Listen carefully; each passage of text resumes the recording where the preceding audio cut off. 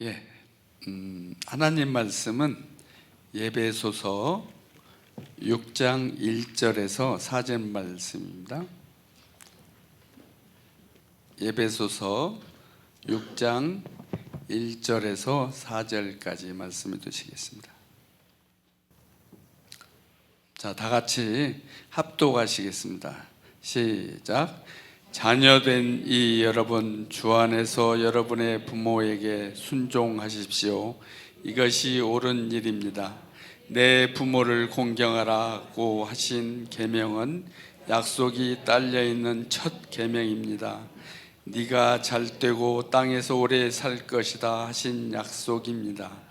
또 아버지 된 이 여러분, 여러분의 자녀를 노엽게 하지 말고 주님의 훈련과 훈계로 기르십시오.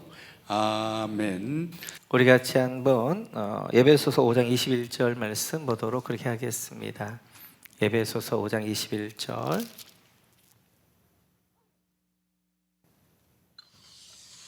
네, 같이 한번 읽습니다. 여러분은 그리스도를 두려워하는 마음으로 서로 순종하십시오. 아멘. 지금 저희는 성도의 삶을 지금 살펴보고 있고요. 4장에서는 이제 부르심에 합당한 삶이 어떤 삶인가, 5장에서는 그리스도를, 하나님을 본받는 삶이 어떤 삶인가 하는 것들을 살펴보고 있고요.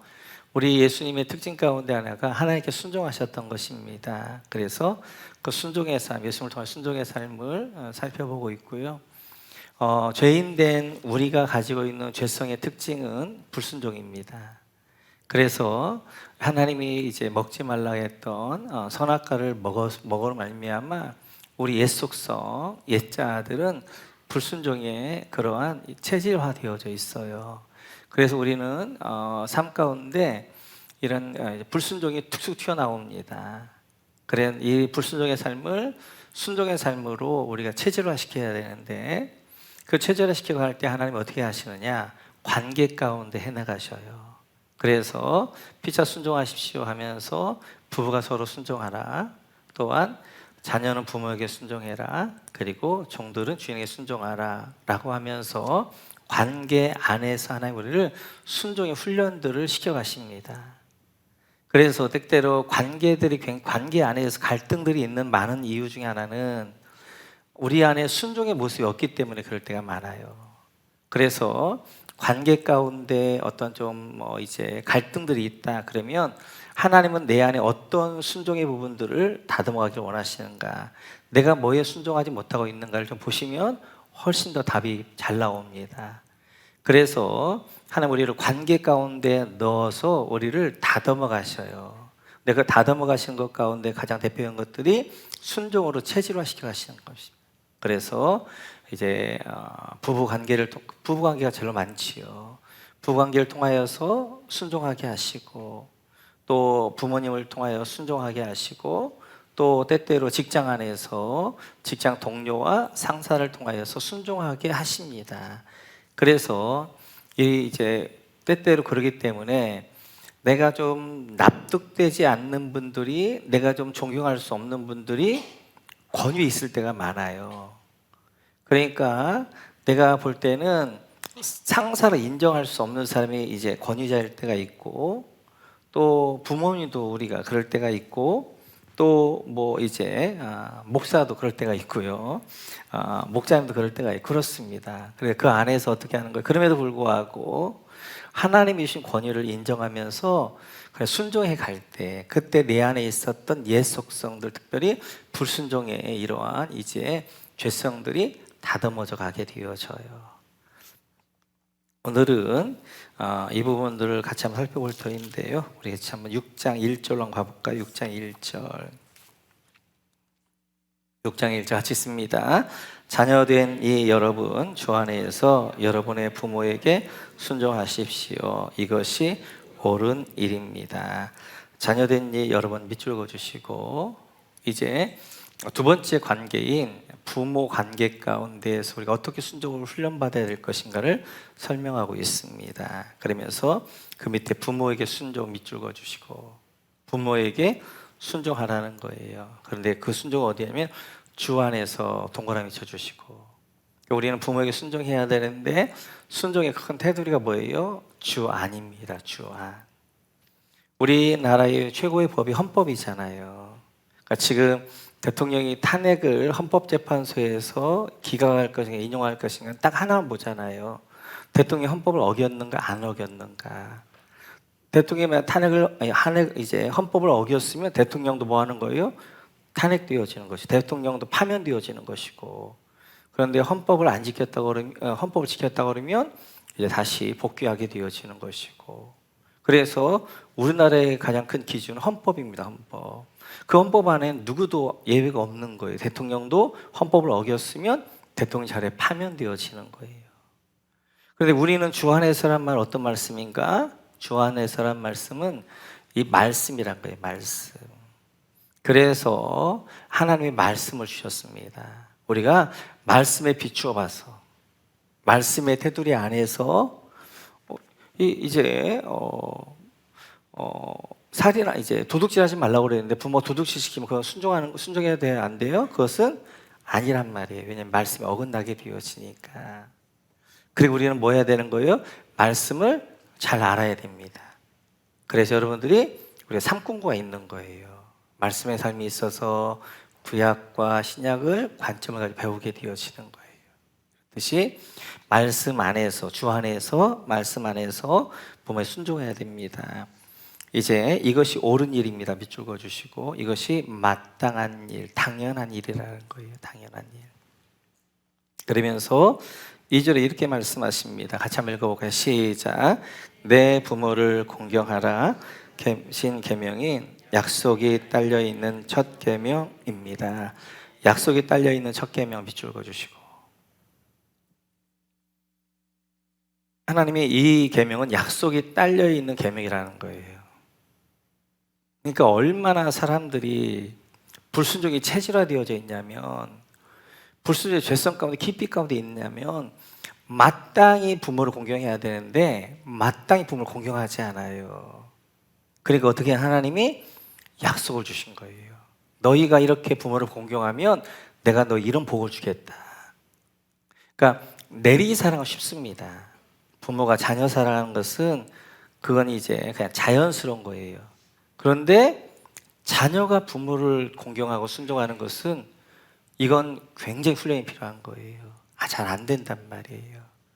얼마나 하나님께서 이게 안 되냐면, 그것 이제 10계명 가운데 10가지 계명이 있는데 계명 가운데 하나님이 축복을 약속한 딱 한 계명이 뭐냐면 이거 부모에게 공경해라.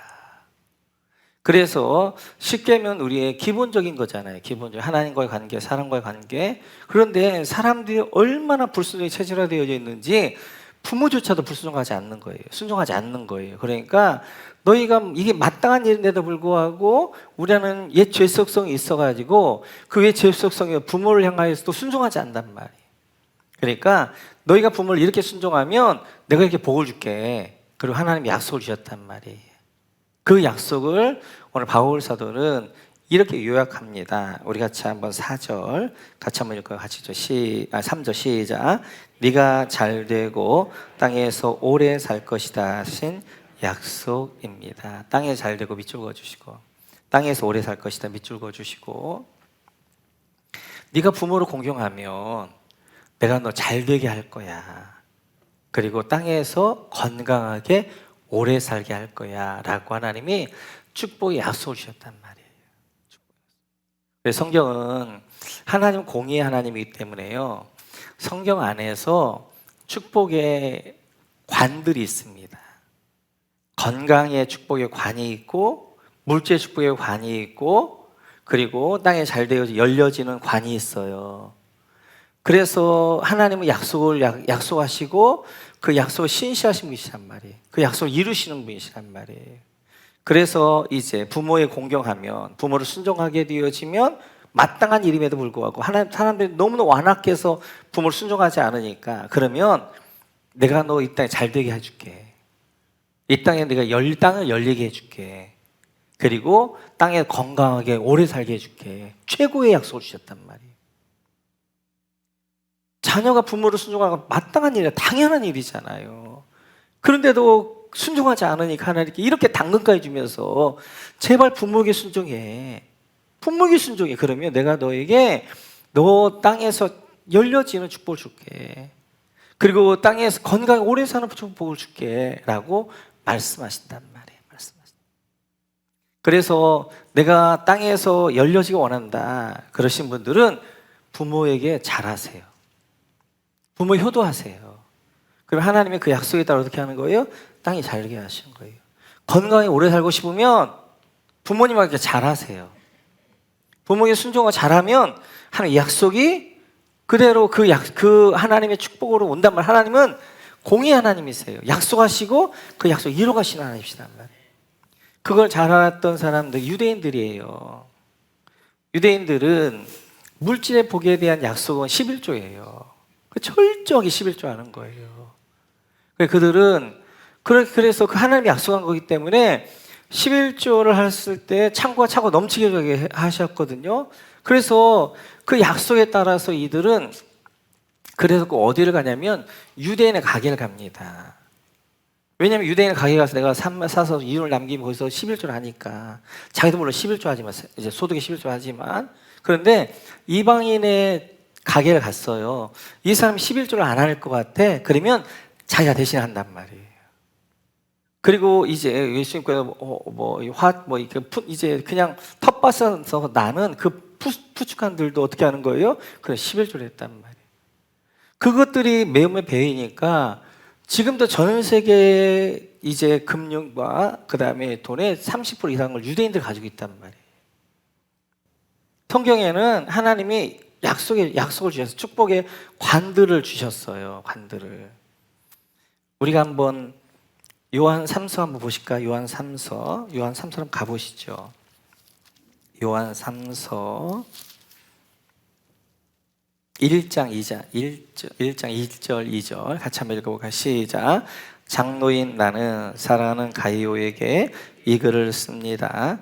나는 그대를 진정으로 사랑합니다. 사랑하는 이여 나는 그대의 영혼이 평안함과 같이 그대에게 모든 일이 잘 되고 그대가 건강하기를 빕니다. 아멘. 우리가 좋아하는 거잖아요. 영혼이 잘 된 것 같이 범사가 잘 되어지고 강건케 되어지는 축복. 이 축복을 누구에게 주시느냐? 오늘 보니까 가이오에게 주시는 거예요. 그러니까 지금 요한 사도가 가이오에게 주는 축복이란 말이에요. 가이오가 어떻게 하는 거예요? 요한 사도를 너무너무 사랑하는 거예요. 잘 보살핀 거예요. 그러자 주시는 거예요. 그래서 목회자나 영적 분들에게 잘하시는 분들에게 주시는 축복 이 복이에요. 영혼이 잘된 것 같이 범사가 잘 강건케 되어지는 거. 그러니까 내가 목사님을 좋아해야 설교가 들리잖아요. 내 영혼이 잘 된단 말이에요. 내가 목사님을 안 좋아하면 아무리 좋은 설교를 해도 설교가 귀에 딱 닫히는 거예요. 그러니까 설교가 좋고 안 좋고가 아니라 그 사람을 좋아하면 그 사람이 하는 모든 게 다 좋은 거예요. 그러니까 내가 영적 리더들과 관계가 좋으면 영혼이 잘 되게 돼 있단 말이에요. 왜냐하면 그 영적 리더를 좋아하니까 영적 리더가 하고 있는 이제 설교랄지 말씀을 순종한단 말이에요. 그러면 그 순종하면서 뭐 하는 거예요? 영적으로 잘 되는 것이죠. 그러니까 성경을 보게 되면 건강을 보면 이럴 때 주시겠다. 물질 보면 이럴 때 주시겠다. 영적 보면 이럴 때 주시겠다. 다 그렇게 약속하고 있단 말이에요. 언제 한번 다니엘 때 축복의 관에 대해서 한번 해볼까요? 너무 기복주의 될까봐 내가 못하겠는데 근데 성경을 쭉 보면 각 복이 있는 거예요. 복이 하나님께 다 약속하고 있는 복들이 이렇듯이 좀 슬프긴 하죠. 그죠? 왜냐하면 마땅히 부모를 순종하는 것이 사람의 도리인데 당연한 것인데 너무 안 하니까 10개월 가운데 내가 이렇게 축복할 당근 주면서 네가 진짜 부모 잘 공경하면 순종하면 내가 너 땅에 거 열리게 해줄게. 그리고 네가 이 땅에서 건강히 오래 살게 해줄게. 그렇게 하나님 약속하고 있단 말이에요. 자, 두 번째로 이제 아비들이 이렇게 이야기합니다. 부모에게 4절 같이 읽죠. 시작. 또 아버지 된 이 여러분의 자녀를 노엽게 하지 말고 주님의 훈련과 훈계로 가르치십시오. 아버지 된 이 여러분 밑줄 그어주시고 아비여 아비들아 부모들에게 이야기하는 거예요. 부모들이 해야 될 제일 중요한 것이 자녀를 노엽게 하지 말아야 돼요. 자녀를 노엽게 하지 말아야 돼요. 그러니까 자녀가 분노하지 않게 해야 되는 거예요. 자녀를 실망시키면 안 되는 거예요. 자녀가 언제 자녀를 실망하느냐? 언행이 일치가 안 될 때예요. 하는 말하고 행동이 다를 때 자녀가 노여한단 말이에요. 실망한단 말이에요. 그러니까 예수 잘 믿으라고 그래. 자기는 예수를 잘 안 믿어. 하나님에 순종하라고 그래. 근데 부모님은 순종하지 않아.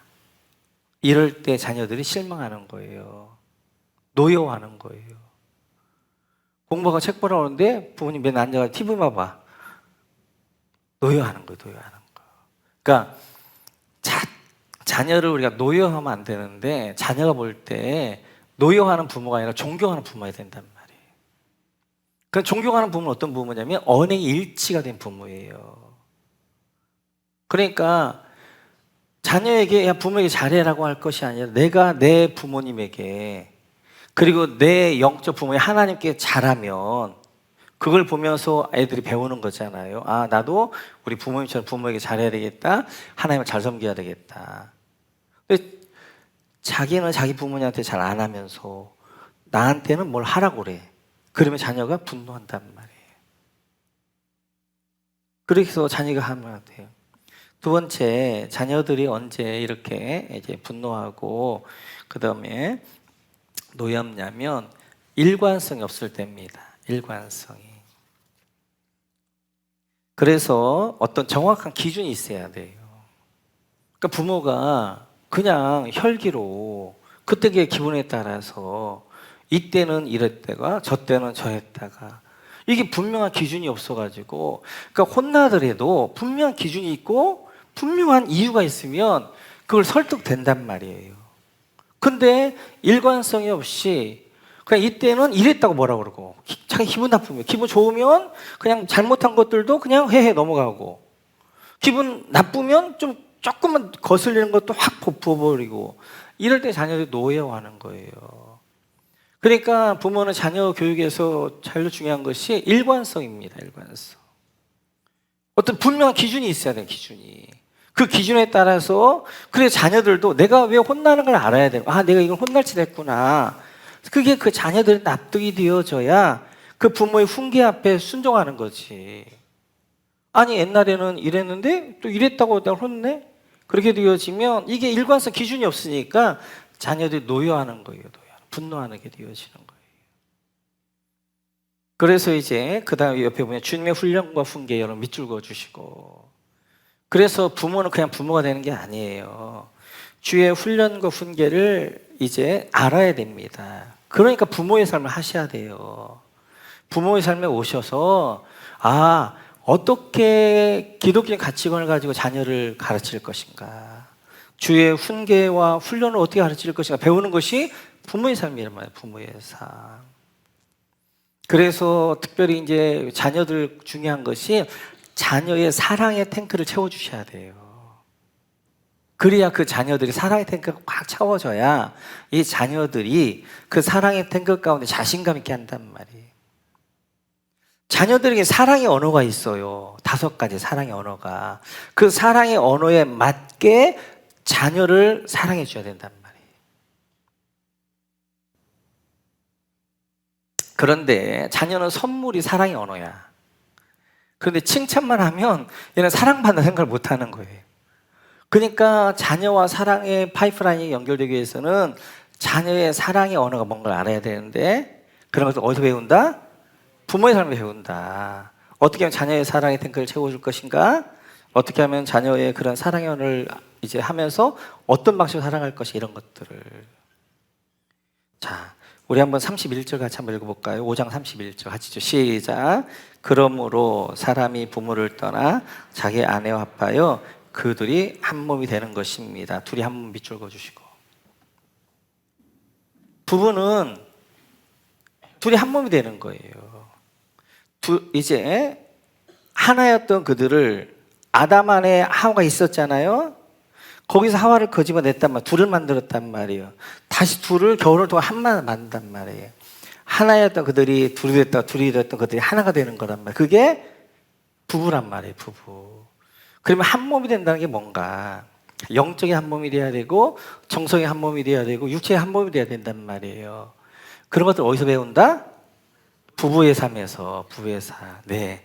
부부의 삶에 들어오시면 그리스도 안에서 한 몸이 된다는 게 뭔가 하는 것들을 배운단 말이에요. 그 얼마나 좋아요. 여러분 5절 한번 보시겠어요? 5절 같이 한번 읽어요. 시작. 종으로 있는 이 여러분, 여기다 이제 종으로 있는 여러분 밑줄 그어주시고, 내가 직원으로서 어떻게 내 삶의 현장에 살아가야 될 것인가를 배우는 게 일토의 삶이란 말이에요. 일토의 삶 같은 걸 통하여서 배우게 되어지는 거예요. 3절에 보니까 땅에서 오래 살 것이다 밑줄 그어주시고, 땅에 어떻게 건강히 오래 살 것인가? 그래서 우리 교회는 건강히 삶도 하잖아요.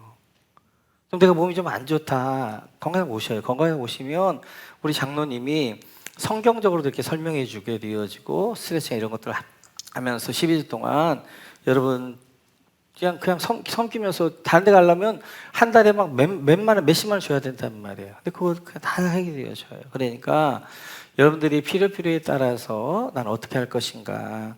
여기도 4절도 주의 훈계와 훈련, 경건의 훈련이죠. 그래서 경건의 삶을 들어와서 우리 가운데 너무나 많이 매여 있단 말이에요. 너무나 많이 하나님이 우리 주시는 최고의 축복은 자유함이에요. 자유. 진리를 알지 진리가 너희를 자유케 하리라. 자유함이란 말이에요. 우리를 자유하게 했는데 우리는 사탄에 속아서 너무나 많은 거에 묶여 있어요. 매여 있단 말이에요. 그러면 이 매인 것들로부터 우리를 어떻게 자유할 것인가? 그게 경건의 삶이란 말이에요. 그 경건의 삶을 오시면 그 경건의 삶을 통하여 하나님이 자유케 하는, 우리를 자유케 하시는 것들을 보여요. 그래서 우리 삶 가운데 이게 매여 있구나, 이게 매여 있고, 그래서 예배를 통하여서 주시는 목적이 있어요. 기도를 통해 주시는 목적이 있어요. 그게 다 자유예요. 자유. 기도를 통해서 세상으로부터 자유케 하시고, 그 다음에 홀로 있게 하면서 번잡감과 분점을 또 자유케 하시고, 이게 다 있단 말이에요. 그런 것도 배우는 거란 말이에요. 잘 모르잖아요. 내가 지금 뭐에 묶여 있나, 매여 있나. 그 하나님의 풍성, 저 창고에 올라가 자유함 가운데 풍성 은혜를 누려야 되는데, 그러려면 배워야 된다고. 배워요. 그래서 경건의 삶도 배우시고 확실함도 배우시고 그러셔야 돼요. 자, 오늘은 이제 부모의 삶은 우리 이제 이윤정 전사님 가시면 자세하게 부모가 이제 배울 거예요. 그러면 성경에 보면 좋은 부모가 있었고 안 좋은 부모가 있었어요. 좋은 모델이 있었고 안 좋은 모델이 있었어요. 안 좋은 모델은 창세기 11장으로 한번 넘어가 보실까요? 11장.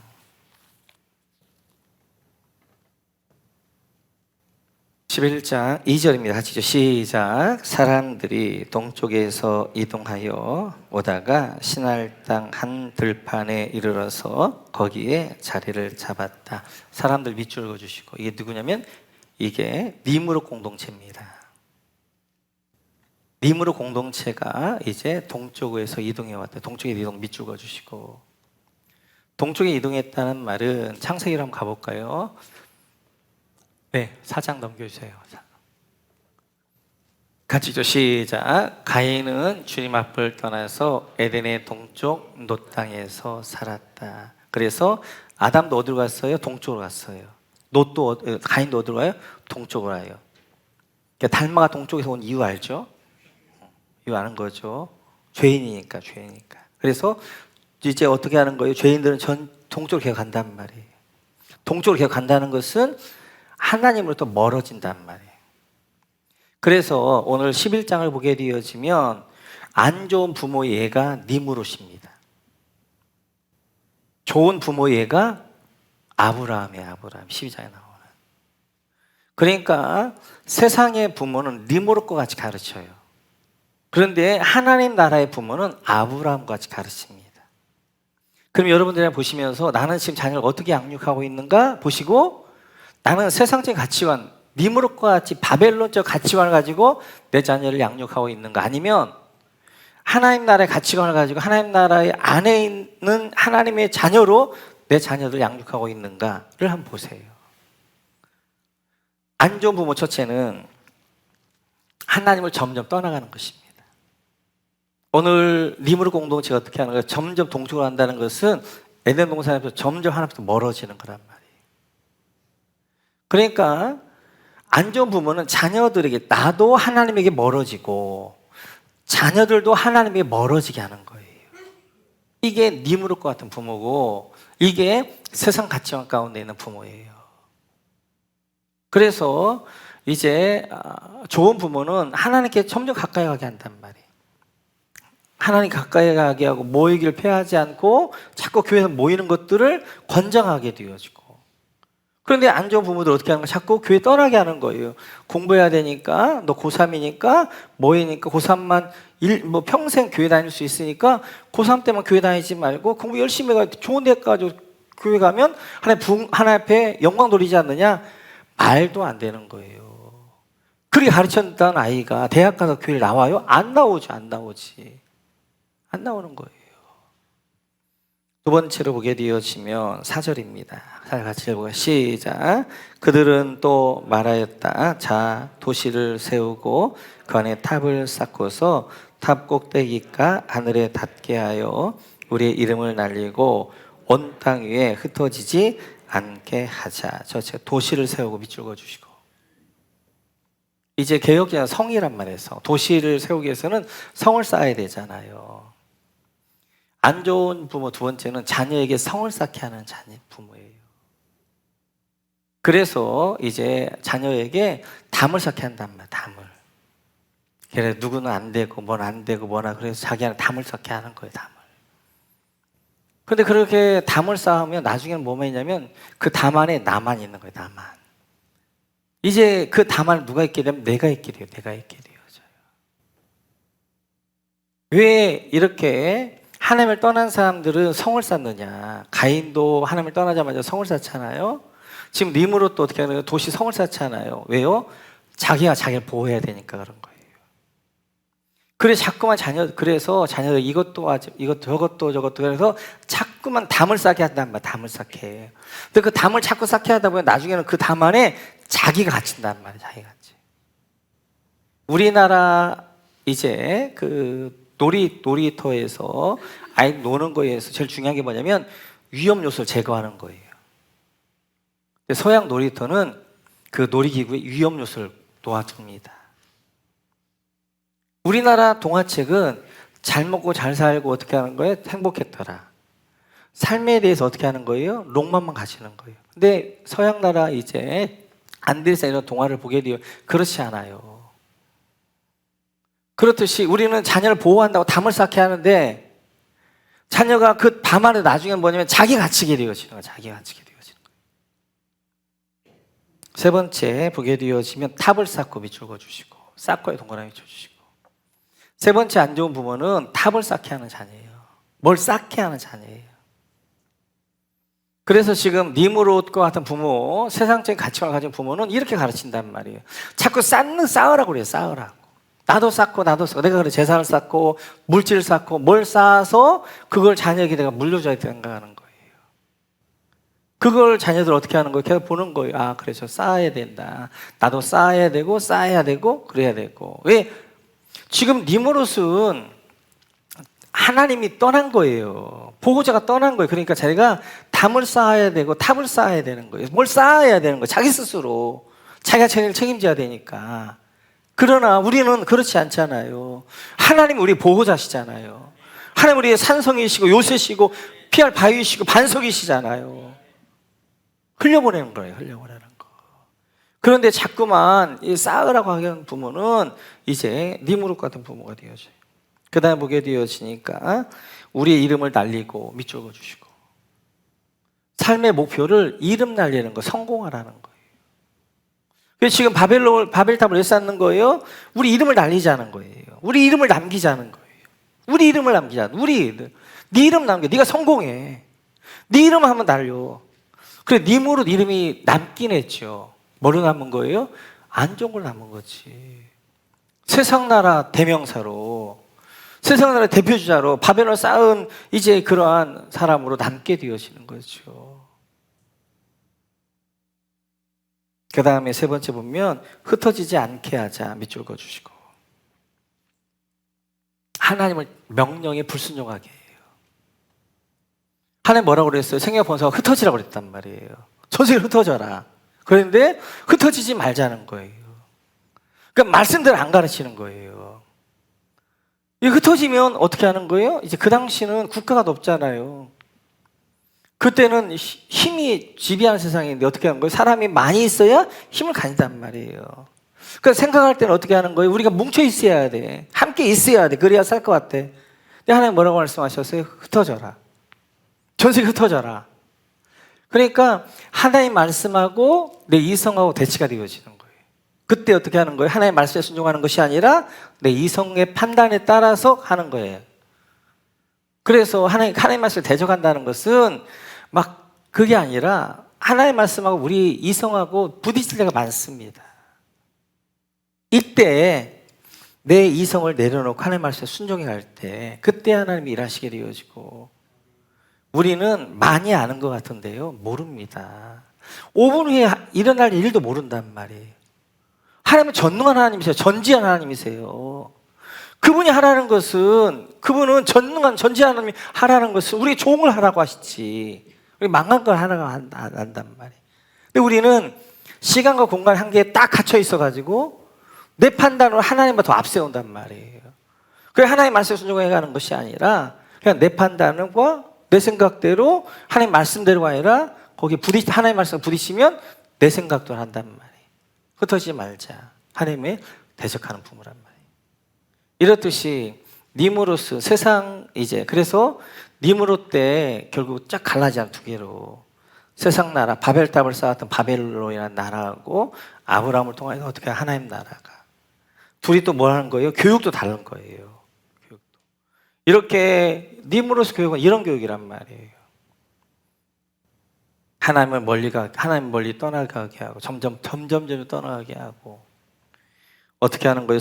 담을 쌓아서 널 안전히 지켜라 그렇게 해야 되고, 많이 쌓아야 된다 그렇게 하고 되어지고, 그리고 성공의 이름을 날려라. 그리고 어떻게 하나님의 말씀 앞에 대적하게 하고 불순종하게 하고. 그러면 아브라함은 어떻게 교육했는가? 21장으로 한번 가보시겠어요? 상세 21장.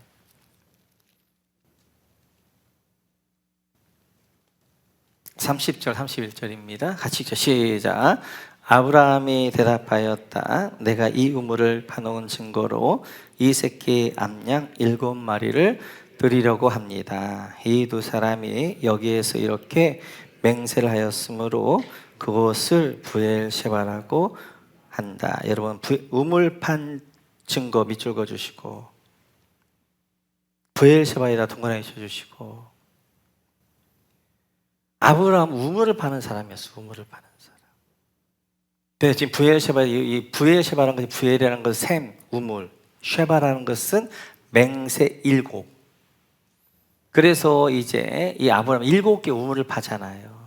그래서 브엘셰바, 이제 브엘셰바라고 하고, 아브라함이 3개 파고 나중에 이삭이 4개 팝니다. 그래서 이삭이 브엘셰바를 완성하지요. 좋은 부모는 우물을 파주는 부모예요. 우물이 뭐예요? 하나님의 은혜란 말이에요. 샘에서 하나님의 물이 서서 흐르는 거, 물은 하나님의 은혜잖아요. 하나님의 은혜의 생수를 인도하는 거예요. 은혜의 생수로. 그래서 하나님께 가까이 하게 하는 거예요. 결국 우리가 살 길은 하나님의 은혜 가운데 있는 것이다. 하나님의 은혜를 소중하게 한단 말이에요. 먼저 뭐 하는 거예요? 먼저 부모가 우물을 파는 거예요. 먼저 부모가 우물을 파니까 나중에 3개 파니까 이삭이 몇 개 파요? 4개 파서 7개 우물을 완성하자. 브엘셰바를 완성하잖아요. 우물 판다.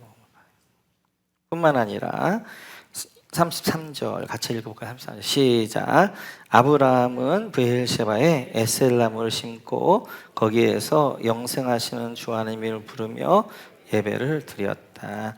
에셀나무를 심고 밑줄 그어주시고, 아브라함은 우물만 판 것이 아니라 그 우물 옆에다 뭘 심은 거예요? 에셀나무를 심은 거예요. 제가 에셀나무 이야기했잖아요. 광야에서 살 수 있는 아마 큰 나무 중에 유일한 나무일 거예요. 그래서 자라는 것보다 땅으로 가는 것이 3배나 깊어요. 위로 3m 자라면 밑으로 9m가 있어요. 그러니까 쫙 뻗어나갔으니까 이 뿌리가 쫙 뻗으니까 그 광야 어딘가에 물이 있단 말이에요. 그러니까 이제 에셀나무가 사는 거예요. 또 에셀나무 잎은 소금기를 머금고 있어요. 그러다 보니까 에어컨 같은 느낌이에요. 그러니까 그 안에 가면 시원한 느낌이단 말이에요. 오늘 아브라함이 이제 우물을 파고 거기다 에셀나무 심는단 말이에요. 왜냐하면 이 브엘셰바는 광야예요, 광야. 그런데 중요한 것이 한번 보여주시겠어요? 이제 저기 동그라미가 브엘셰바란 말이에요. 근데 지금 이제 볼 때 왼쪽에 이렇게 해안길로 난 길이 해안길이에요. 그리고 지금 파란 거 있잖아요. 그게 왕의 대로예요. 지금 남북으로 중에는 해안길하고 왕의 대로가 가는데 거기서 지금 이제 동서로 가는 길이 있어요. 그래서 해안길하고 왕의 대를 연결하는 길이 브엘셰바고, 브엘셰바는 가운데 이렇게 쭉 올라가 있잖아요. 세겜까지 족장길에 출발이 되어져요. 그러니까 이 브엘셰바는 지금으로 하면 대전과 같은 곳이에요. 대전과 같은 곳. 그런데 그렇게 교통이 요지인데 거기 광야야. 사람 많이 지나다니는데 광야니까 우물도 없고 먹을 것도 없는 거예요. 그래서 지금 아브라함이 거기 가서 어떻게 하나 우물을 파고 에셀나무를 심는 거예요. 지나가는 나그네를 어떻게 하는 거예요? 대접하는 거예요. 천사를 대접하잖아요. 거기서. 그리고 거기서 이삭을 낳잖아요. 그러니까 이렇게 아브라함은 지금 헤브론에 살고 있어서 헤브론에. 헤브론은 이스라엘 땅 중에서 가장 비옥한 땅입니다. 정탐꾼들이 가서 포도나무를 메고 왔잖아요. 그 메고 왔던 포도가 어디냐면 헤브론 땅에 있었던 포도였거든요. 헤브론 땅에 살았던 아브라함이 아무도 살지 않는 광야로 내려온단 말이에요. 헤브론 땅이 훨씬 살기 좋아요. 그런데 왜 내려오느냐? 하나님이 그에게 주신 사명이 있으니까. 창세기 12장을 보면 그를 부르시되 어떻게 하냐? 내가 너로 말미암아 모든 민족 복을 받을 것이다. 너가 복이 될 것이고 네가 하나님의 백성 될 것이고 네가 이제 너는 너로 인하여서 모든 민족이 하나님의 백성 되게 할 것이다. 그래서 아브라함은 헤브론의 그 좋은 땅이 살기 좋은 땅임에도 불구하고 사명 때문에 어딜 내려오는 광야로 내려오는 거예요. 브엘셰바로. 거기다가 우물을 파고 그리고 에실나무를 심고. 그래서 이 선교를 가르쳐 오게 하는 선교라는 이야기가 있어요. 오게 하는 선교. 그러니까 아브라함은 편하게 살 수 있는 헤브론, 자기 본거지가 있음에도 불구하고 지금 내려오는 이유는 사명 때문이었단 말이에요. 사명. 그러니까 자녀는 부모를 보고 배우는 거예요. 부모가 우물을 파니까 자녀도 우물을 파는 거예요. 부모가 브엘셰바에서 어떻게 하는 거예요? 이제 이제 나그네를 대접하게 되어지고 아브라함이 부르신 사명을 감당해 가니까 그래서 이삭의 도시가 있냐면 브엘셰바예요. 이삭이 살았던 곳이 브엘셰바예요. 아브라함의 도시는 헤브론이고 그리고 이제 야곱 왔다 갔다 했는데 베델 저기 세겜 이쪽이고 그래서 여기서 하나님이 이제 그 이삭이 어떻게 축복해 주셔요? 한번 볼까요? 같이 또 시작. 이삭이 그 땅에서 농사를 지어서 그의 100배의 수확을 거두어 드렸다. 주님께서 그에게 복을 주셨기 때문이다. 그는 부자가 되었고 재산이 점점 늘어서 아주 부유하게 되었다. 그 땅이 어디? 브엘셰바예요. 그랄이 브엘셰바 안에 있는 것이거든요. 브엘셰바 땅에서 이삭이 농사했더니 100배의 수확을 얻었대잖아요. 100배가 뭐였더라고? 메아 쉐아림. 100개 문이 열린 거예요. 왜요? 거기에는 브엘셰바에는 뭐가 있는 거예요? 아브라함의 헌신이 있는 거예요. 아브라함의 기도가 있는 그 땅이란 말이에요.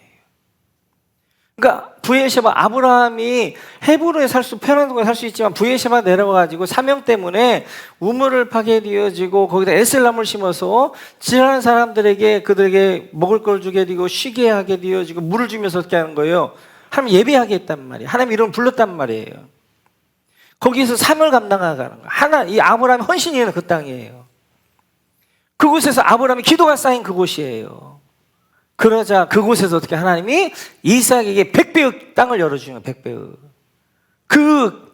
그 기근 가운데서도 100개의 문들 열어주시는 거예요. 왜요? 아브라함의 기도와 헌신 때문에 하신 때문에. 21장 이제 다시 보게 되어지면 33절에 보면 이제 하나님의 이름을 부르는 예배를 드렸다. 예배에 동그라미 쳐주시고, 좋은 부모는 예배의 모범이 되는 부모예요. 예배의 모범.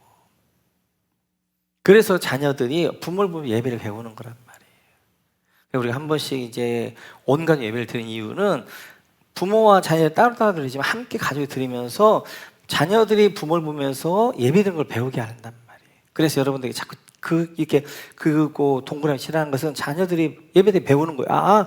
우리 부모님도 예배를 때 그냥 배우는 게 아니라 성경을 밑줄도 그거 거기다 동그라미를 치고 그리고 하는구나. 그럼 애들이 어떻게 하는, 그걸 통하여서 예배를 배우게 되어지는 거죠. 예배를 하나님께 가까이 나가게 하는 거예요. 자, 오늘은 이제 우리는 우리로서 감당해야 될 사명들이 많으니까 이제 부모에 대해 좀 나눴습니다. 그래서 그 관계 가운데 부모 자녀를 어떻게 해야 될 것인가. 하나님 나라 대표라고 할 수 있는 아브라함은 자녀 교육을 어떻게 시켰는가, 세상 나라 대표라고 하는 리모스는 자녀 교육을 어떻게 시켰는가 한번 봤어요. 나는 지금 어떻게 자녀 교육을 시키고 있는가. 나는 하나님 나라에 있는 아브라함처럼 자녀 교육을 시키고 있는가, 아니면 나는 지금 하나님 안에 있지만 리모르과 같이 세상 가치관을 가지고 세상 교육으로, 세상 교육 방법으로 지금 자녀 교육을 시키고 있는가 확인해 보시고, 우리 모두 오늘 이제 아브라함처럼 그렇게 자녀 교육을 주의 훈계와 주의 이제 말씀으로 잘 양육해서 우리 자녀들은 우리의 또 믿의 바통을 또 물려받아서 또 내 구간 내가 열심히 달리지만 그 다음 구간도 우리 자녀가 달려와야 되잖아요. 그래서 우리 가정 가운데 계속해서 이렇게 이제 믿음의 경주를 일어나는 은혜가 있기를 주님의 이름으로 축원합니다.